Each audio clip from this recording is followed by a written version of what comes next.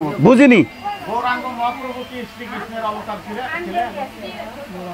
হ্যাঁ হ্যাঁ, ভগবান শ্রীকৃষ্ণ অর্থাৎ মহাভারতে তিনি লিখেছিলেন, সুবর্ণ বর্ণ হিমাঙ্গে স্বচ্ছন্দ নাঙ্গবাদী সন্ন্যাসকৃত সম শান্তনিষ্ঠ শান্তিপরায়ণ। আমি এই তিন যুগের সব অশান্তিকে দূরীভূত করে সেই যুগে যাব, যে সেই যুগের মানুষ যেন শুধু শান্তিতেই থাকে। আমি সুদর্শন চক্র ত্যাগ করব, ধনুর্বাণ ত্যাগ করব, যত অস্ত্রবিদ্যা গদাকে ত্যাগ করে আমি ভক্ত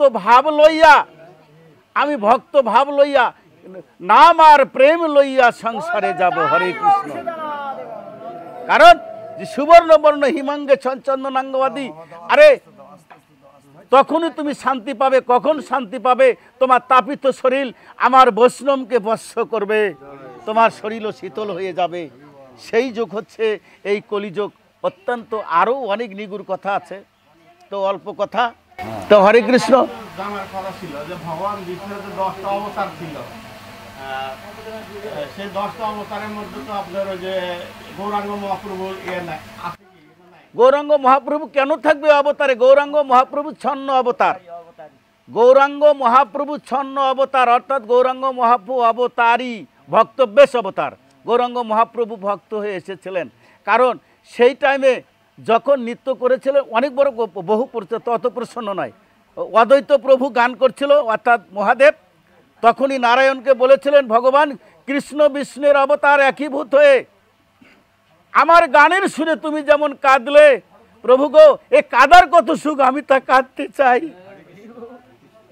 আমার প্রভু ওই সময় বলেছিলেন ভগবান শ্রীকৃষ্ণ শঙ্খ চক্রবর্তীধারী, যে আমি কলিযুগে যখন সকল পথের গোড়া হয়ে যাব, আমি নাচবো আর অদ্বৈত তুমি কাঁদবে, তখন এই নামের মহিমা বুঝতে পারবে। ঠিক তাই কলিযুগে এই কাদার জন্য এসেছে আমার প্রভু।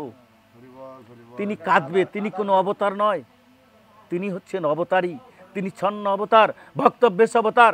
ভক্ত এসেছে কাউকে শাসন করার অধিকার নিয়ে আসেনি।